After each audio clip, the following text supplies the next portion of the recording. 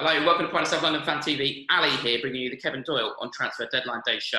I'm going to be looking at some of the key targets we've been linked with, evaluating our chances of getting them and analysing their potential impact on the team. And there is only one place to start at the moment, and that is Eze. We are linked with him daily. Palace fans talking about him daily on social media. He's a player that I very much want us to get. He's a flair player with an unpredictable nature, something we've definitely been lacking in the team last season. In particular, after lockdown, we became quite dire and predictable to watch. And just to really emphasise Eze's credentials, last season in a QPR team that finished 13th, he scored 14 goals and got 8 assists. Now, to put that in context, Wilfried Zaha in the season that we got promoted scored 6 goals. Not one normally to get bogged down by stats, but it does further emphasise the potential of Eze and a player who could really invigorate our team, give us that creative spark we have been missing.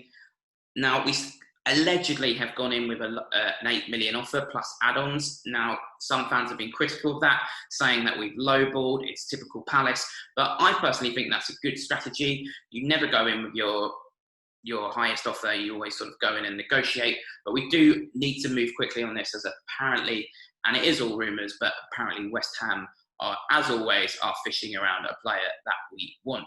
It's one I'm going to be watching closely. I'm sure that most Palace fans are watching closely, and I'm really, really hoping that we get the outcome that we want on that one.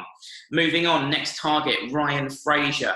Now, he's a player initially that I was quite against in the manner in which he treated Bournemouth by refusing to see out the end of the season. He did have a contract that came up, but he refused to extend it for a short period of time. I thought that was probably one of the biggest acts of treachery since Zayn Malik left One Direction. But in all seriousness, I think after the coronavirus, it was a time for footballers to represent their club and the communities. And by refusing to do that, I feel, in light of other footballers like Marcus Rashford, who did lots of great things around that time, he's really not come out of it very well. But having said that, he does have a lot of ability, in particular crossing ability, which is something we really lacked last season as well. And could he be the player to reinvigorate Benteke? Benteke has been crying out for someone who can whip the ball in. So Ryan Fraser as well is on a free. So out of all these transfers, I feel he could be the one that we get over the line quickest. There's no club to negotiate a fee with. And also 50 grand a week is the alleged salary. Not too bad in these times.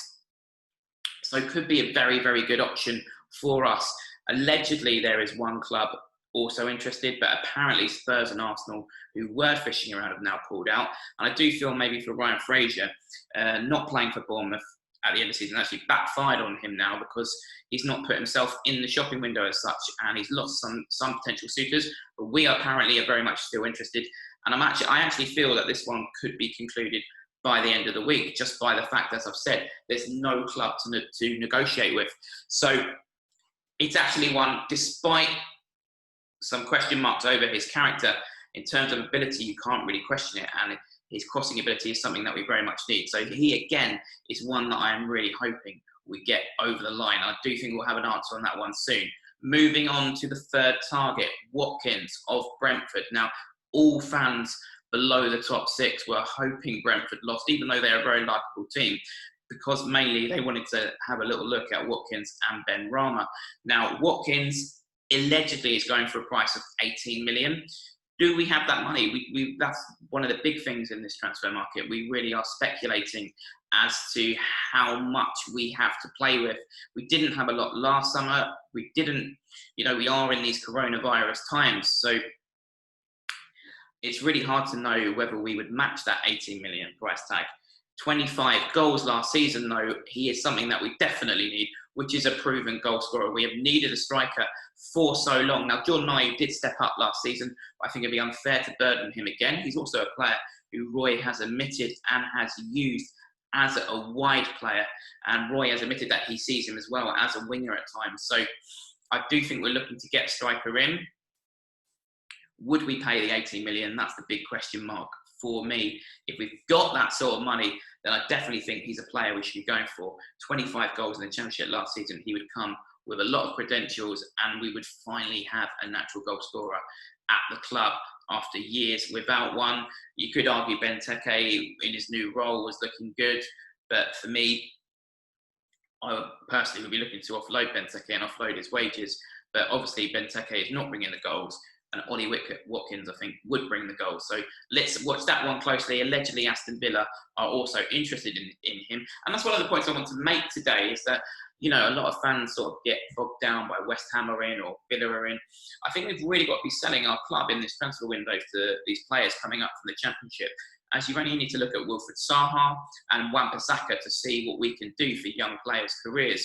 So absolutely as well, what might go in our favour is the fact Ollie Watkins is playing for Brentford, and, you know, I'll come on to Ben Rama in a moment, but they're based in London at the moment. They wouldn't have to potentially even move if they came across down south to Palace, so to the southeast. So anyway, moving on now. We are also linked with Zaha of Watford, but I don't think that one will be an option unless we sell Wilfried Zaha. Now, we can't do a transfer video, unfortunately, without talking about the Zaha subject, because it will be so key to our summer dealings. If we get some money for Zaha, then we would have some money, I think, to play with in terms of Zaha or potentially Ben Rama. They won't be easy players to get. There are lots of big clubs linked to them as well. Chelsea's name's been mentioned with Ben Rama, Liverpool with Zaha.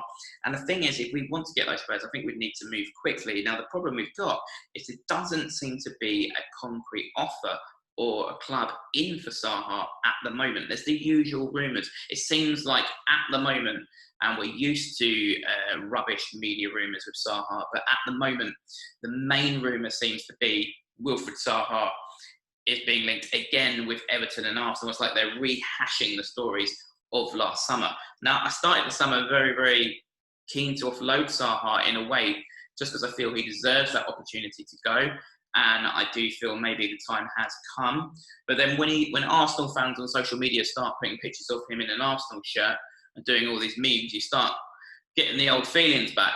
And you sort of, you know, start thinking, well, I don't want Wolf to go, but I do think it is the right thing for his career. And also maybe we've come to a point now as a team where we've relied on him a lot, that maybe we need to go in a new direction. But at the moment, as it stands, I don't see any club stepping up with a concrete offer. And we've certainly not been made aware of that through the media. Arsenal came in with the usual things. You know, you've had Arsenal fans on social media saying at first they were getting him for 30 million. Then they even talked about a loan. The fact is Arsenal can't afford Wilfried Zaha again, even though it seems like we've lowered the value. And that's been proven by the fact, you know, they've pursued Willian, and it looks like they will announce Willian in the next few days. And they've just made 55 members of staff redundant. Essentially, Stan Kroenke is the Ian Beale of football, except he's more stingy than Ian Beale, and Ian Beale's cafe has a better atmosphere than the Emirates. So I don't see him going to Arsenal. There's, again, the link to Everton, but I still don't really see why we would sell to Everton. I think a big reason for us selling Zaha would be Parish probably accepting that he can't stand in Wilf's way anymore. But what are we standing in his way of if he goes to Everton? It's a sideways move for me. I think the one option for me that would be interesting for Wilf, and there have been rumours, and he has been linked to them in the past, is Borussia Dortmund. Obviously, with a Sancho deal, there's a space out wide in their team. It would give him an opportunity to play Champions League football, which he wouldn't get at Arsenal, and also to link up with one of the best strikers in the world in Haaland. The only problem there is the whispers of Dortmund has gone quiet, and they've also been linked in the media in the past week with Memphis Depay. So, but that would be a good option for him, and it's one to look out for. The other one I still think that might crop up again is Chelsea. There's sort of been names dropped in a few articles, in a few dodgy articles, shall I say. But there were whispers about Chelsea earlier on last season. And with them now, as I've just mentioned, letting Willian go, and Pedro's also leaving as well. And Hudson-Odoi allegedly unhappy at lack of game time. Doesn't seem to be a player in favour with Lampard. Could Chelsea's name crop up again for Wilfried Zaha? And what would be interesting there is, could we potentially do some exchange there? Being linked again with Batshuayi, could we get him as part of the deal for Wilfried Zaha? So at the moment, though, as it stands, there's no substantial offer. There doesn't seem to be one team really in for Wilfried at the moment. Maybe there is, and we're just not hearing about it. But I think that one could potentially run all summer again, and that's a problematic for the board, I think, because as I was saying, if you're going to move for a Zaha, we probably need the Wilfried Zaha funds. And if, you know, what might potentially happen is some of these bigger clubs might miss out on a target and then move on to Wilf. And that might happen towards the end of the window, and that will make our summer dealings very difficult. But as always, I'm sure we'll be getting daily updates on Wilfried Zaha. So I don't think at the moment anything substantial is happening but that's just from what I'm reading in the media. It's going to be hard to see if he does go, but as I've said, it seems like the right time now.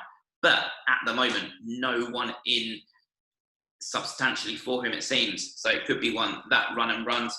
And one other side note to finish on, James Mccarthy being linked with a range of clubs for 5 million. Now, I don't mind James McCarthy, but, you know, we got him on a free last summer and he's going for 5 million. That's good business. He's not a crucial player in our team, but I would worry for Roy who he would bring on to change the game. Anyway, hopefully you've enjoyed this video. What are your thoughts? Do you think we will get Eze in? Do you think we should go for Ollie Watkins? Have you got any other suggestions of players you think we should be in for? Please comment in the comment section below. And as always, if you've enjoyed this video, please press the subscribe button.